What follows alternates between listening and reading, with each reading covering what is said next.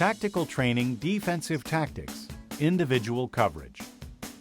This type of coverage uses the opponent as its point of reference and is the most used in futsal today. It is effective in any type of court and can be used with pressure and total and half-court floating coverage. Pressure coverage also serves as a deterrent to the goalkeeper on attack, because after a goal throw, the ball cannot be passed back to the goalkeeper unless it touches an opposing player or passes the center line. Defensive movement number 1. Individual coverage with floating partial pressure. The goalkeeper has possession of the ball. The defenders should be positioned in the following manner. Players number 4 and 5, who are defending up front, should focus on closing the gap in the middle.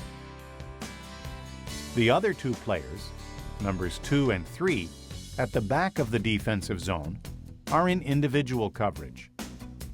The initial focus is on the player with the ball, without each defender forgetting his respective opponent. After the goalkeeper distributes the ball, the defender on the side of the ball should reduce the space going to pressure coverage. The defender who challenges the player with the ball should pay attention to his basic positioning. The other defender up front, in this case player number 5, should be placed between his respective opponent and the ball, as he might have to take over the coverage of his teammate. If player number 4 is beaten, either in the middle or to the side, number 5 is responsible to make the coverage.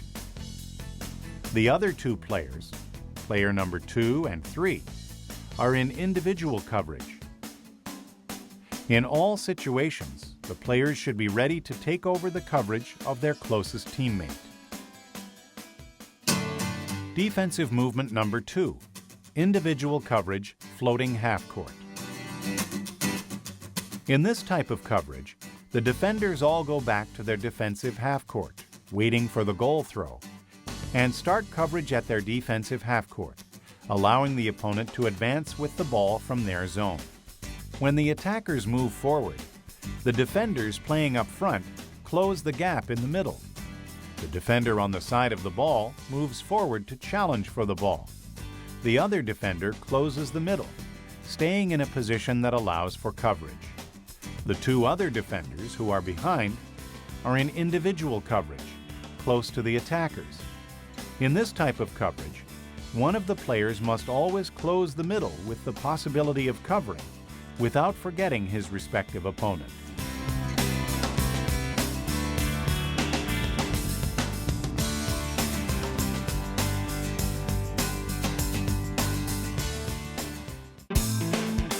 Defensive movement number 3, individual coverage with total pressure after the goalkeeper has distributed the ball. After the goalkeeper has distributed the ball, the players open up the middle and loosen coverage. This type of coverage is used more when the play starts with the goalkeeper, because he is not a pass option. The player that challenges the player with the ball should be in the basic defensive position.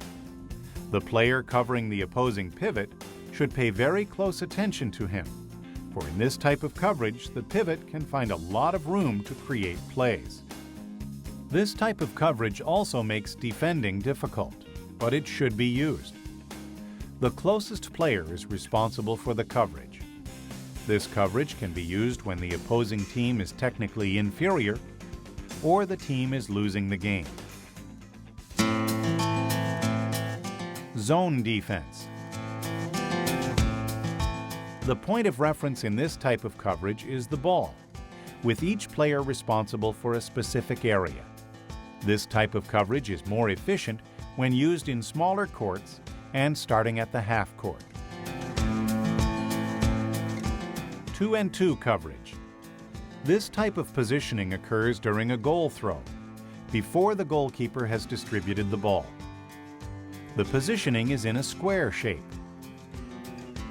The defenders who are defending up front should be focused on closing the middle to prevent the ball from easily getting to the pivot. After the goalkeeper has distributed the ball, the defender on the ball side should go to challenge, and the other defender closes the middle. The defenders covering at the rear make a similar movement to those up front.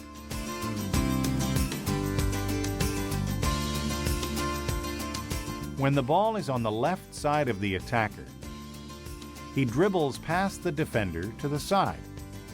The coverage is now made by the defender closest to the parallel, in this case, number 3. Defender number 2 takes the place of defender number 3. If he is beaten to the middle, the coverage goes to number 4, who closes in the middle. This type of coverage makes it possible to always have a defender covering. See how behind the defender who makes the initial challenge, there are players defending and in coverage.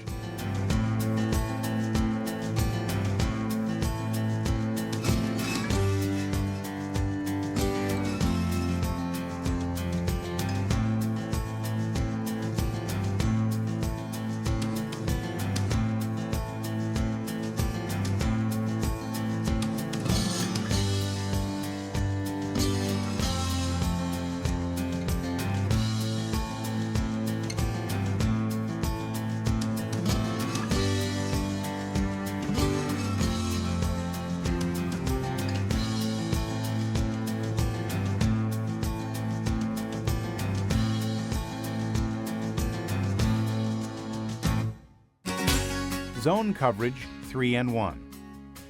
This is a coverage used for when the opponent is playing in a 3-1 offensive system. In this coverage, the fixed defender is in individual coverage of the pivot. The left wing covers the right wing. The right wing covers the left wing, and the pivot the fixed defender. The defenders make a diagonal,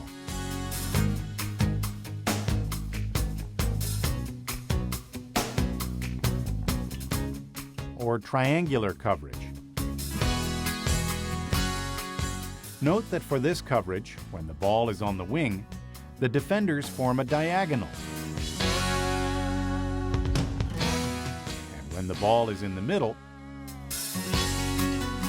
they form a triangle, but must always pay attention to close the middle so that the ball does not reach the pivot, and at the same time allowing for each to cover.